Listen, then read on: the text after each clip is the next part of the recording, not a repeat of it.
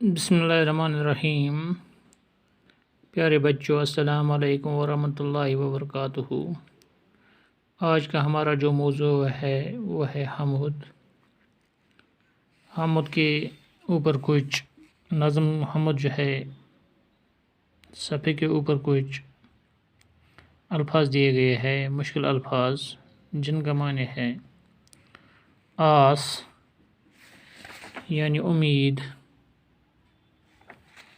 باس خوشبو، تھل خشکی زمین، جوت روشنی نور، جل پانی۔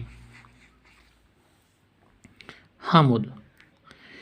اے ساری دنیا کے مالک، راجا اور پرجا کے مالک، سب سے انوکھے سب سے نرالے، آنکھ سے اوجل دل کے اجالے، نا جگت کی کھینے والے، دکھ میں سہارا دینے والے، جو تھے تیری جل و تھل میں، باس ہے تیری پھول اور پھل میں۔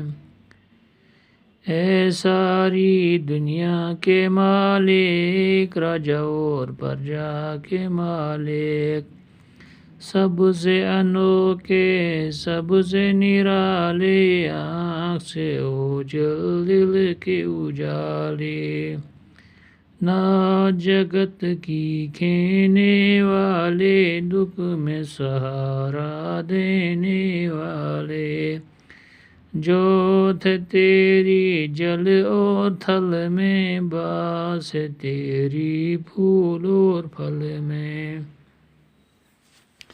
حمد یعنی اللہ کی تعریف۔ اے ساری دنیا کے مالک، اے اللہ آپ ساری دنیا کے مالک ہو، آپ حکمرانوں اور لوگوں کے مالک ہو، آپ سب سے انوکھے ہو، سب سے الگ ہو، آپ آنکھوں سے دکھائی نہیں دیتے ہو، آپ دل کی روشنی ہو، آپ دنیا کی جو ناو ہے، دنیا کی جو شکاری ہے، آپ اس کو چلانے والے ہو۔ اگر کوئی بھی ہستی دنیا میں بے سہاروں کو سہارا دیتی ہے تو وہ آپ ہی دیتے ہو، یعنی دکھ میں سہارا آپ ہی دیتے ہو۔ تیری جو امید ہے، آپ کی جو روشنی ہے، وہ